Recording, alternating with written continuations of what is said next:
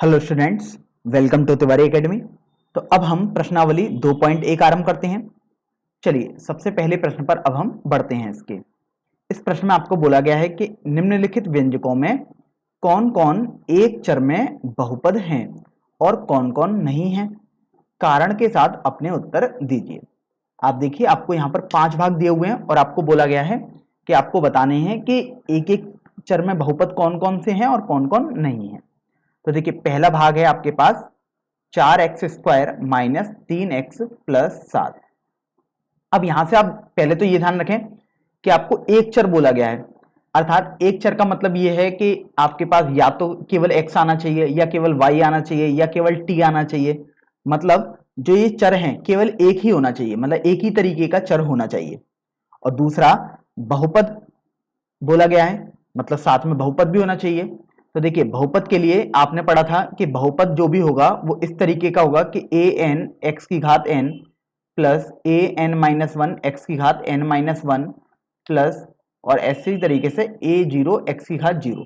और ध्यान रखना है कि ये जो आपके पास घात हैं n n minus one n minus दो, इस तरीके से जो भी घात चल रही होंगी आपके पास एक्स की, वो सभी आपके पास पूर्ण संख्याएं होनी चाहिए। तो अभी आप बहुपद भी समझ गए कि क्या होता है, और एक चर का मतलब केवल एक ही चर होना चाहिए। मतलब x है तो केवल पूरे बहुपद में केवल x ही होना चाहिए। तो अभी आप ये देखो कि आपके पास घातें देखिए x की हमेशा पूर्णांक में आ रही है, और यहां पर आप देखिए केवल x ही दिखाई दे रहा है, अर्थात एक चर में ये बहुपद भी आपको दिखाई दे गया। तो इस तरीके से आपका यहां पर ये सही हो जाएगा, अर्थात एक चर x में यह भाग बहुपद हो जाएगा। अब दूसरे भाग पर आते हैं। तो दूसरे भाग में आप आओ, आपको y² प्लस अंडर रूट 2 दिया हुआ है। तो देखिए, आपको y² प्लस अंडर रूट 2 दिया है, तो आप देखो y के अलावा क्या कोई और चर यहां पर दिखाई दे रहा है इस वाले भाग में। तो आप पाएंगे कि y के अलावा कोई और पद तो नहीं आपको मिल रहा है। और दूसरा, आप देखो जो भी y है, जहां जहां y आ रहा है उसकी घात आपके पास हमेशा पूर्णांक में ही आ रही है, अर्थात ये वाला भाग भी आपके पास एक चर में बहुपद हो जाएगा और वो चर आपके पास y हो जाएगा। अब हम तीसरे भाग पर आते हैं।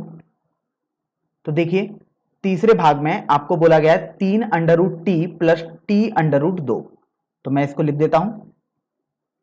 अब यहां से आप ये देखो कि अगर आपको थोड़ा समझने में थोड़ा हल्का भी संदेह हो, तो आप अंडर रूट टी को टी की घात के यदि रूप में लिखेंगे तो आप पाएंगे इसे टी की घात 1/2 लिख सकते हैं, प्लस ये टी अंडर रूट 2 है। तो अभी आप ये देखिए कि यहां पर चर तो आपके पास एक ही आ रहा है, लेकिन आपके पास देखिए ये बहुपद नहीं है, क्योंकि देखिए जो चर है वो हर जगह पूर्णांक नहीं है। देखिए यहां पर जो 1/2 घात है वो पूर्णांक नहीं होती, लेकिन यहां पर देखो घात एक है, बेसिकली कुछ नहीं दिया है, तो यहां पर तो पूर्णांक है लेकिन यहां पर नहीं है, क्योंकि 1/2 पूर्णांक नहीं होता। इसका मतलब ये बहुपद नहीं होगा। हाँ, लेकिन इसमें एक चर आ रहा था, लेकिन आपसे तो बोला गया था कि एक चर में बहुपद, आपको तो दोनों चीजें देखनी थी। तो ये आपके पास आ जाएगा एक चर टी तो है, लेकिन यह एक बहुपद नहीं है। तो इस तरीके से आप बोलेंगे कि यह जो आपके पास व्यंजक दिया हुआ है वो इस प्रश्न के हिसाब से एक चर में बहुपद नहीं है। अब हम चौथे भाग पर आते हैं। चौथे भाग में आप देखिए, आपको y प्लस 2/y दिया हुआ है। अब आप देखो इस y प्लस 2/y को आप लिख सकते हो y प्लस 2, और 1/y को तो आपने सीखा था y की घात -1 हो जाएगा। तो अभी आप देखो, आपको चर तो एक ही दिखाई दे रहा है यहां पर, केवल y, पूरे व्यंजक में केवल y ही दिखाई दे रहा है, इसके अलावा और कोई चर नहीं दिखाई दे रहा है। तो आपके पास एक चर तो है, तो यहां से एक चर मतलब y तो आपके पास है, लेकिन आप देखिए यहां पर जहां भी y आ रहा है उसकी घातें हमेशा पूर्णांक नहीं आ रही हैं। देखिए -1 एक पूर्णांक नहीं होता है, सॉरी पूर्णांक नहीं, पूर्ण संख्याएं नहीं आ रही हैं। तो आपने देखा कि जो -1 है वो पूर्ण संख्या तो नहीं है, तो आप बोल देंगे लेकिन यह एक बहुपद नहीं है। चलिए अब हम सबसे अंतिम भाग पर आते हैं, भाग संख्या 5 पर। तो देखिए मैं यहां पर कर देता हूं। इसमें आप देखिए आपको बोला गया x की घात 10 प्लस y की घात 3 प्लस t की घात 50। तो अभी अब ये देखो कि आपके पास ये एक बहुपद दिखाई दे रहा है, क्योंकि घातें देख लो, जो भी चर हैं उनकी घातें हमेशा पूर्ण संख्याएं हैं, तो ये बहुपद तो है। लेकिन आप देखिए यहां पर आपके पास 3 चर आ चुके हैं, एक x है, एक y है और एक t है। तो यहां पर 3 चर हैं, x, y तथा t हैं। लेकिन ये बहुपद था। लेकिन आप देखिए आपको तो बोला गया था कि एक चर भी होना चाहिए और बहुपद भी होना चाहिए, अतः यह वाला भाग भी आपके पास एक चर में बहुपद है, इसका उदाहरण नहीं होगा। चलिए अब हम प्रश्न संख्या 2 पर आते हैं। तो देखिए इस प्रश्न में आपको बोला गया है कि निम्नलिखित में से प्रत्येक में एक्स स्क्वायर का गुणांक लिखिए। और आपके पास देखिए 4 भाग दिए हुए हैं। तो देखिए सबसे पहला भाग जो आपके पास दिया हुआ है वो है 2 plus x square plus x. तो देखिए गुणांक का मतलब होता है, जैसे एक्स स्क्वायर का गुणांक बोला गया है, मतलब एक्स स्क्वायर के साथ में जो भी आपके पास अचर राशि होगी वो आंसर हो जाएगा। तो अभी आप ये देखो कि एक्स स्क्वायर के साथ में यहां पर आप देखिए कुछ भी नहीं है, कुछ भी नहीं है, मतलब ये हुआ कि बेसिकली एक का गुणा हो रहा है, क्योंकि अगर एक गुणा एक्स स्क्वायर करोगे तो वो एक्स स्क्वायर ही आएगा। तो इसलिए यहां पर एक्स स्क्वायर का गुणांक 1 हो जाएगा। चलिए अब हम दूसरे भाग पर आते हैं। दूसरे भाग में आपको बोला गया है 2 माइनस एक्स स्क्वायर बटे एक्स का 3। अब इसमें आपको एक्स स्क्वायर का गुणांक देखना है। तो आप देखिए एक्स स्क्वायर का गुणांक देखना है, मतलब एक्स स्क्वायर के साथ में किसका गुणा कर दिया जाए तो ये जो प्रश्न है उसमें एक्स स्क्वायर वाला पद बन जाए। तो आप देखो यहां पर माइनस है और कुछ भी नहीं दिया हुआ है, तो बेसिकली कुछ नहीं दिया होता है तो एक होता है, तो माइनस ये और एक और आ जाएगा। तो इस तरीके से -1 आ गया। अब तीसरे भाग पर आओ। तो तीसरे भाग में आपको बोला गया है पाई बटे 2 एक्स स्क्वायर प्लस एक्स। अब इसमें भी आपको एक्स स्क्वायर का गुणांक ज्ञात करना है। तो देखिए एक्स स्क्वायर का गुणांक मतलब एक्स स्क्वायर के साथ में जो भी अचर राशि होगी जिसका गुणा हो रहा होगा वही एक्स स्क्वायर का गुणांक हो जाएगा। तो आप देखिए एक्स स्क्वायर के साथ में अचर राशि तो आपके पास पाई बटे 2 है, तो इसका मतलब पाई बटे 2 एक्स स्क्वायर का गुणांक यहां पर हो जाएगा। देखिए अब हम चौथे भाग पर आते हैं। तो आप चौथे भाग में देख रहे हैं आपको बोला गया है अंडर रूट 2x माइनस 1। अब इसमें आपको एक्स स्क्वायर का गुणांक पूछा गया है। तो आप ये देखो कि यहां पर आपको एक्स स्क्वायर का कोई पद दिखाई नहीं दिया, तो आप इसको ऐसे भी समझ सकते हैं under root 2x minus 1 plus, अगर एक्स स्क्वायर का कोई पद है ही नहीं इसका मतलब मैं बोल सकता हूं 0 गुणा एक्स स्क्वायर, क्योंकि 0 का यदि किसी से भी गुणा करूंगा तो वो 0 ही आएगा। तो बेसिकली ये लिखा तो मैंने यही है बस, लेकिन इसमें एक्स स्क्वायर का पद इस तरीके से लिखा ताकि कुछ भी चेंज नहीं दिखाई दे रहा। तो अब आप देखिए इसमें एक्स स्क्वायर का गुणांक आपके पास क्या आ जाएगा, एक्स स्क्वायर का गुणांक मतलब एक्स स्क्वायर के साथ में जो लिखा हुआ है वो हो जाएगा 0। तो इस तरीके से आपने इन चारों भागों में एक्स स्क्वायर का गुणांक ज्ञात कर लिया है। और आपको यह ध्यान रखना है जैसे चौथे भाग में आपको एक्स स्क्वायर का पद नहीं दिखाई दिया तो आप सीधे यहां पर 0 भी बोल सकते हैं। चलिए अब हम प्रश्न संख्या 3 पर बढ़ते हैं। तो देखिए प्रश्न संख्या 3 में आपको बोला गया है कि 35 घात के द्विपद का और 100 घात के एक पदी का एक एक उदाहरण दीजिए। तो अभी आपसे बोला गया है कि 35 घात के द्विपदी का। तो देखो सबसे पहले तो द्विपदी समझ लेते हैं, और घात तो आपको समझ में आता ही है जो बहुपद की घात होती है। तो द्विपदी मतलब देखिए नाम से ही आपको पता लग रहा है जिसमें 2 पद हो, और एक पदी आपको नाम से ही पता लग रहा है कि ऐसा बहुपद जिसमें एक पद हो।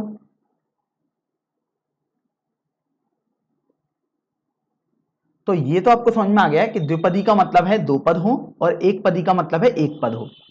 अब देखिए 35 घात का बोला गया है, इसका मतलब सबसे बड़ी घात 35 होनी चाहिए। तो देखिए सबसे पहले हम 35 घात के द्विपद का एक उदाहरण लिख देते हैं यहां पर। तो 35 घात के द्विपद, तो ध्यान रखना है कि आपके पास 2 ही पद होने चाहिए।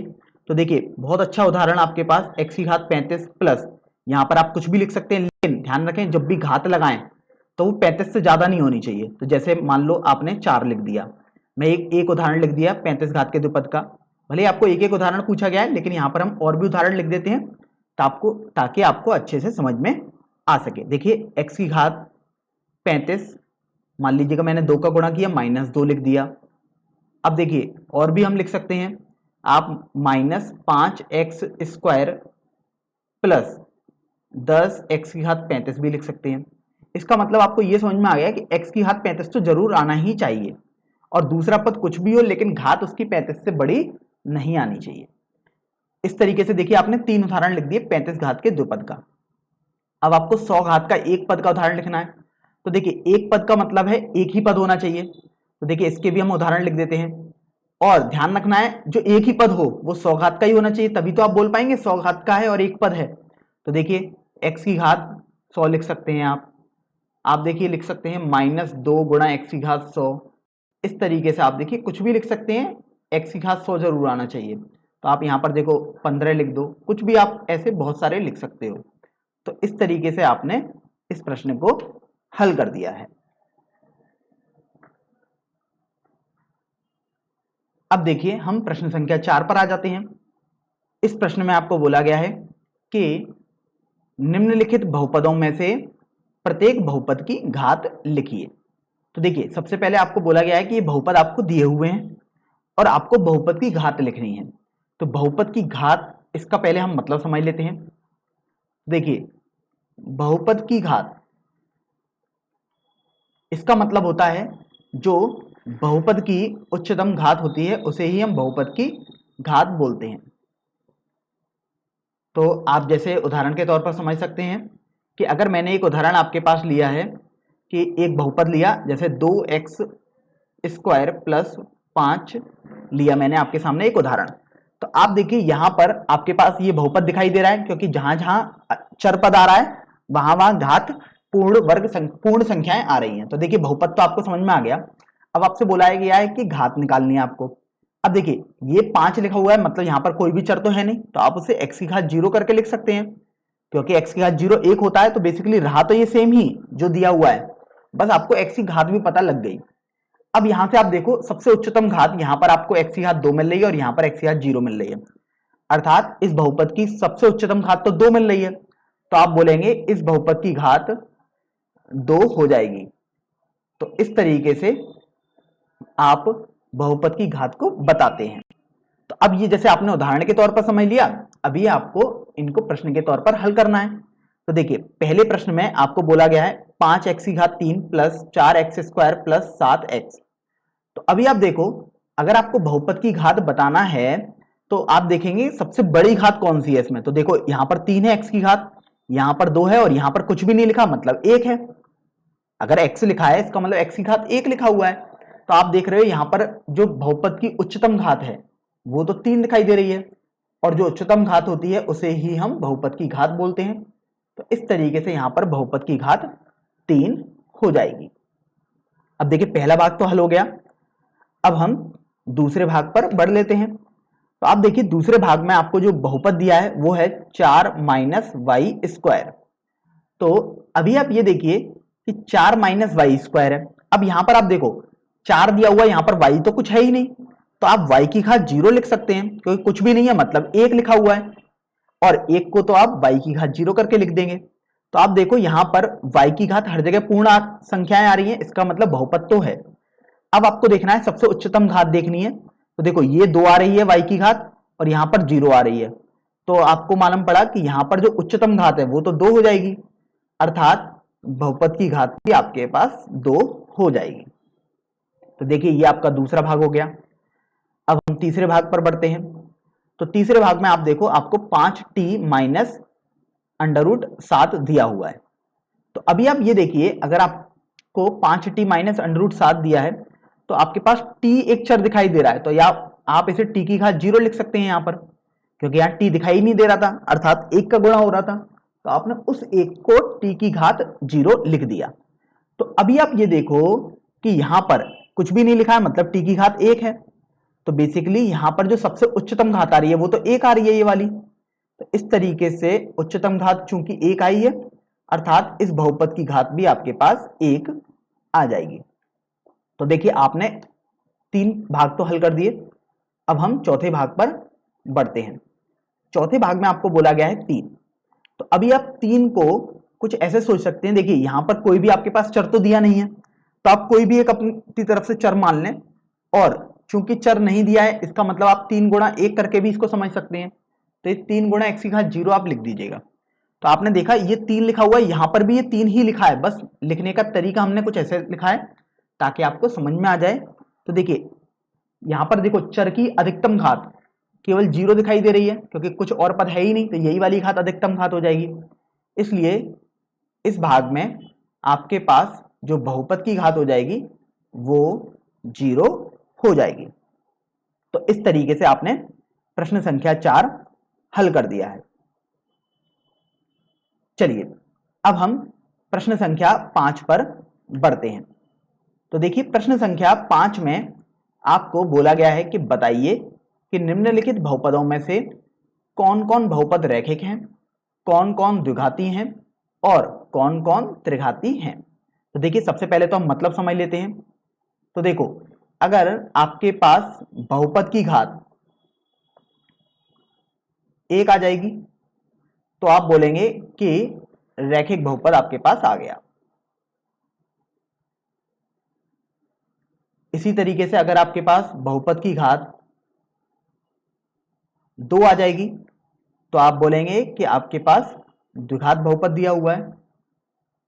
और इसी तरीके से यदि आपके पास बहुपद की घात 3 हो जाएगी तो आप बोलेंगे कि आपको त्रिघात अर्थात 3 घात का बहुपद दिया हुआ है। तो देखिए इसका मतलब ये हुआ कि रैखिक बहुपद या एक घात का बहुपद बात एक ही होती है। तो जैसे मैं उदाहरण के तौर पर आपको यहां पर समझा देता हूं, फिर हम इस प्रश्न को हल करते हैं। तो देखिए जैसे रैखिक बहुपद का एक उदाहरण हो जाएगा, घात 1 होनी चाहिए, मतलब x की घात 1 होनी ही चाहिए। तो देखिए x की घात 1 ये एक रैखिक बहुपद का उदाहरण है। अगर आप x प्लस 2 लिखते हैं तो देखिए ये भी रैखिक बहुपद का उदाहरण है, क्योंकि घात तो एक ही है इस बहुपद की। तो इस तरीके से आपने रैखिक बहुपद के उदाहरण लिख दिए कुछ।